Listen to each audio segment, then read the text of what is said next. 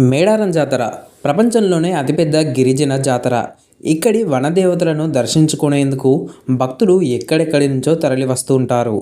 ఆంధ్రప్రదేశ్ ప్రభుత్వం 1996లో ఈ జాతరను రాష్ట్ర పండుగగా గుర్తించింది. అయితే మేడారం జాతరకు ఇంతటి ప్రత్యేకత ఎందుకు దక్కింది? ఇక్కడ వనదేవతలుగా కొలిచే సమ్మక్క సారలమ్మ ఎవరు? అసలు ఈ జాతరను ఇంత వైభవంగా ఎందుకు నిర్వహిస్తున్నారో అండ్ జాతర జరిగే విధానం గురించి మనం ఇప్పుడు ఈ వీడియోలో తెలుసుకుందాం. పూర్వం కోయదొరలు వేట కోసం అడవికి వెళ్ళిన సందర్భంలో అక్కడ వారికి పెద్ద పులుల కాపలా మధ్య ఓ పసిపాప కనిపించింది. ఆ పాపను కోయదొరలు గుడారానికి తీసుకెళ్లారు. ఆ పాప గూడేనికి వచ్చినప్పటి నుంచి అన్ని శుభాలే జరగడంతో కొండదేవత ఆ రూపంలో ఉందని నమ్మారు. ఆ పాపకు సమ్మక్క అని పేరు పెట్టి ఆ ప్రాంతపు కోయ చక్రవర్తి మేడరాజు తనను పెంచి పెద్ద చేశాడు.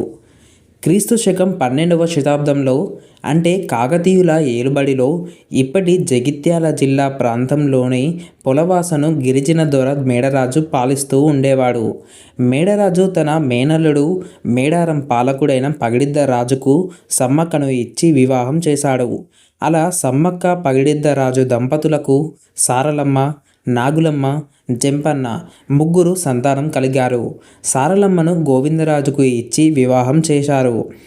అయితే కాకతీయ రాజు ప్రతాపరుద్రుడు రాజ్య విస్తరణ కోసం పొలవాసను ఆక్రమించగా మేడరాజు అక్కడి నుండి పారిపోయి మేడారానికి వెళ్తాడు. మేడారాన్ని పాలిస్తున్న పగిడిద్దరాజు కాకతీయుల సామంతుడు.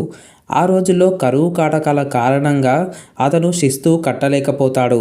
అండ్ తన మామ మేడరాజుకు ఆశ్రయం కల్పించడంతో ప్రతాపరుద్రుడి సేనాధిపతి యుగంధరుడు మేడారంపైకి యుద్ధానికి వస్తాడు. ములుగు జిల్లా లక్నవరం సరస్సు వద్ద దయ్యాల మడుగులో జరిగిన ఈ యుద్ధంలో పగిడిద్దరాజు, గోవిందరాజు, నాగులమ్మ వీరోచితంగా పోరాడి యుద్ధంలో మరణించారు. జంపన్న వారి చేతిలో మరణించడం ఇష్టం లేక సంపెంగ వాగులో దూకి ఆత్మహత్య చేసుకున్నాడు. ఆ సంపెంగ వాగునే మనం ప్రస్తుతం జంపన్న వాగుగా పిలుస్తున్నాం. ఈ యుద్ధంలో సమ్మక్క సారలమ్మలు కాకతీయ సైనికులపై విరుచుకుపడి వీరోచితంగా పోరాటం సాగిస్తారు. చివరికి గాయాల పాలైన సమ్మక్క చిలుకలగుట్ట వైపు వెళ్ళి అదృశ్యమైపోయింది. అయితే ఆ అదృశ్యమైపోయిన చోట ఒక చెట్టు దగ్గర 2 కుంకుమ భరణీలు దొరికాయట.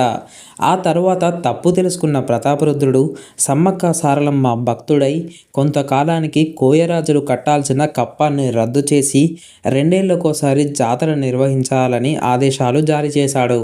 అలా అప్పటి నుంచి మేడారం జాతర ప్రతి 2 సంవత్సరాలకు ఒకసారి మాఘశుద్ధ పౌర్ణమి రోజున జరుపుతున్నారు. అయితే ఆసియాలోనే అతిపెద్ద గిరిజన కుంభమేళాగా పిలువబడే మేడారం సమ్మక్క సారలమ్మ జాతర స్టార్ట్ అయ్యే వారం ముందు ఉండే ముఖ్యమైన పండుగ మండమేలిగే పండుగ. ఈ మండమేలిగే పండుగ రోజు మేడారం గ్రామంలోని సమ్మక్క ప్రధాన ఆలయాన్ని ఆదివాసీ పూజారులు శుద్ధి చేసి ముగ్గులు వేస్తారు. దీంతో నేటి నుంచి జాతర వాతావరణం కనిపిస్తుంది. ఈ జాతరను సిద్ధబోయిన వంశస్థులు నిర్వహిస్తారు. జాతరకు ఒక్కరోజు ముందు అంటే మంగళవారమే పూనుగోండ్లలో కొలువై ఉన్న సమ్మక్క భర్త పడక రూపంలో ఉండే పగిడిద్దరాజును అలంకరించి గిరిజన సాంప్రదాయాలు డోలు వాయిద్యాలతో ఊరేగింపుగా 66 కిలోమీటర్లు కాలినడకన అడవి మార్గం ద్వారా మేడారానికి తీసుకువస్తారు. జాతర మొదటి రోజు అంటే బుధవారం రోజున సారలమ్మను కన్నెపల్లి గ్రామం నుండి సాయంత్రం 4 గంటలకు ఊరేగింపుగా బయలుదేరి రాత్రి 8 గంటల కల్లా గద్దెపైకి తీసుకువస్తారు. అదే రోజు ఏటూరు నాగారం మండలం కొండాయి గ్రామం నుంచి సారలమ్మ భర్త గోవిందరాజును కూడా తీసుకువస్తారు. దీంతో మొదటి రోజు ముగుస్తుంది. జాతర రెండవ రోజు అంటే గురువారం రోజు సాయంత్రం సమయానికి పూజారులు చిలకలగుట్టపైకి చేరుకొని సమ్మక్కకు పూజలు నిర్వహించి కుంకుమ భరణీలను గద్దెలపైకి తీసుకువస్తారు. సమ్మక్కను గుట్ట కిందికి తీసుకువచ్చిన తరువాత పోలీసులు గాల్లోకి కాల్పులు జరుపుతారు. ఆ తరువాత గద్దెలపైకి తీసుకెళ్తారు. జాతర మూడవ రోజు అంటే శుక్రవారం అసలైన జాతరగా పేర్కొంటారు. ఈ రోజు నాటికి దేవతలంతా గద్దెలపై కొలువై భక్తులకు దర్శనమిస్తారు. ఈ జాతరలో అమ్మవార్లకు బంగారాన్ని మొక్కుగా చెల్లిస్తారు.